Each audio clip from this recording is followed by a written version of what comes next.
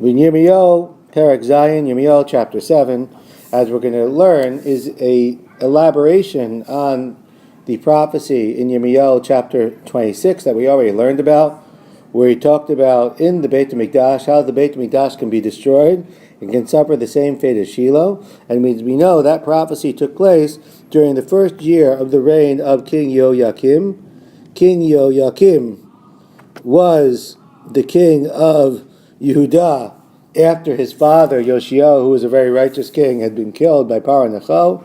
After his brother Yoachaz, who was king only for a few months, had also been captured and later killed by Nach. Yoyakim, the second son of Yoshiyahu, as we'll see, a much worse person as far as following Hashem than Yoshiyahu was, becomes the king. And the reason why we know it's talking about the same prophecy is, first of all, it's in the same place, it's in the Beit Hashem.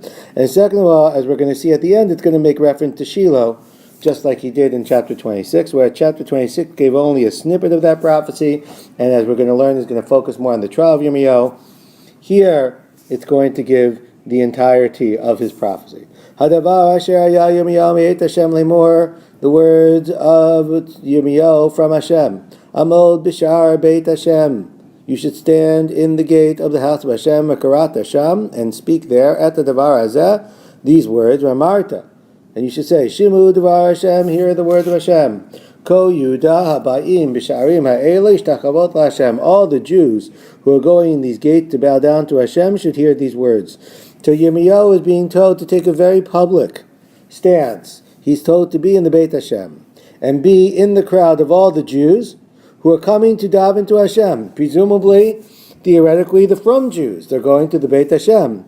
And this is the first time that Yirmiyahu is going to openly challenge the king and the government and the priests and all of the religious and political leadership of that time. This is when he really becomes famous or infamous, depending on your point of view.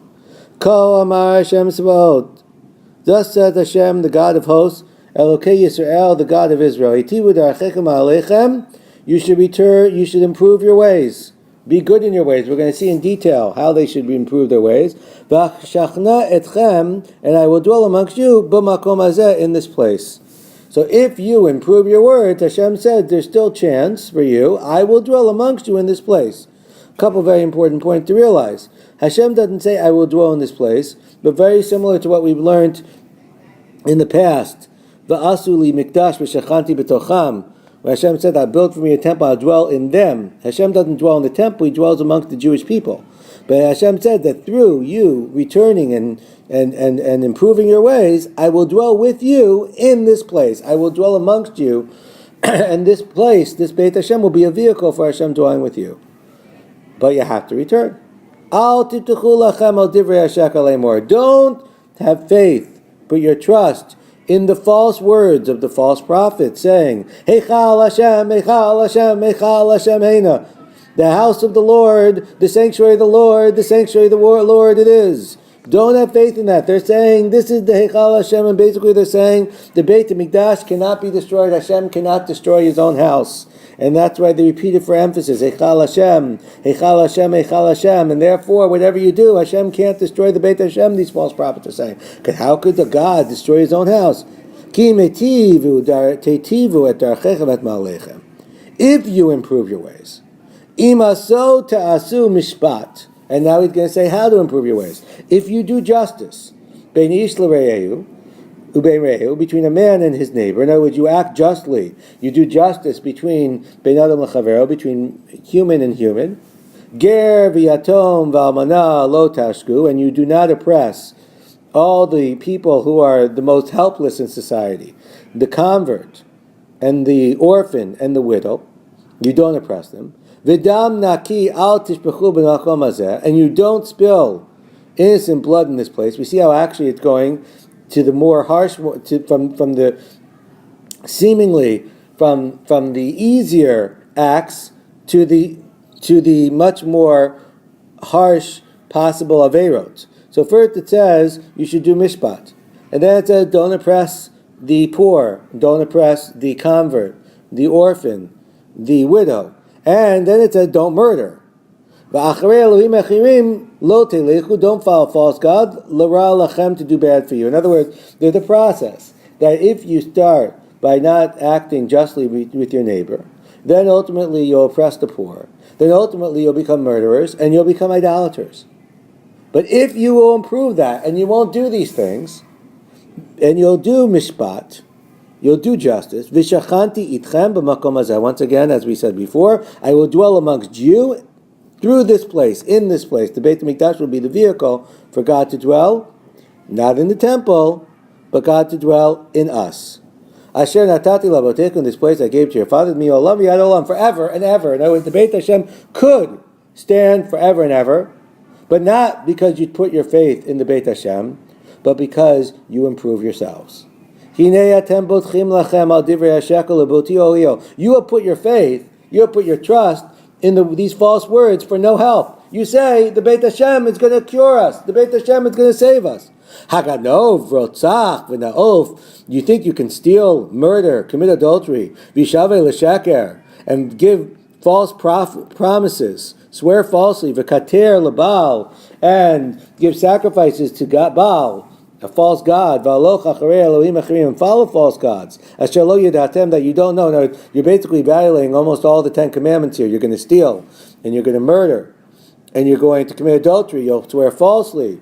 You'll sacrifice to Baal. You'll follow false gods. Ubatem v'amatem l'mavanai b'makom hazibayit hazeh asher nikra shemi. You think that then you can stand in this house that I call my name, v'amartim nitzalnu, and say, we are saved. Behold, the house has saved us. You think you could do that?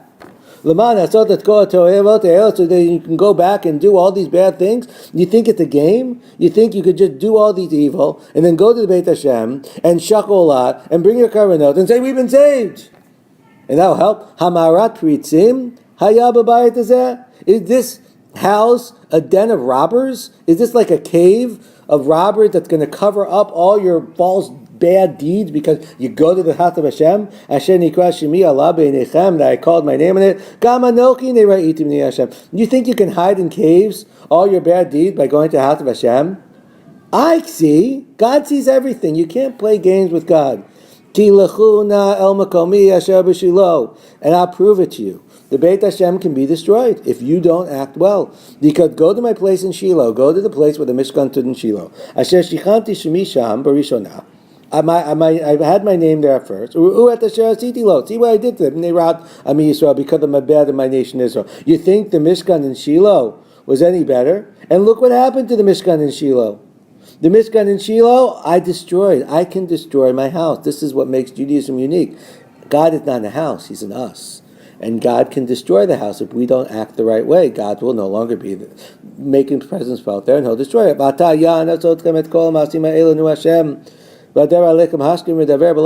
you're doing all these bad things, and I'm saying go listen, and go listen. You're not listening to me. I'm calling out to you, but you're not answering. Yirmiyahu is saying you're ignoring me. I will do to this house that I have called my name on, that you are putting all your trust in. This place that I have given to you and your father. I will do exactly what I did to Shiloh to this house. Shiloh, the example, just like Shiloh was destroyed, the Beit HaMikdash can be destroyed as well. And I can exile you from my face, just like I've exiled Ephraim. Ephraim is a reference to Yisrael.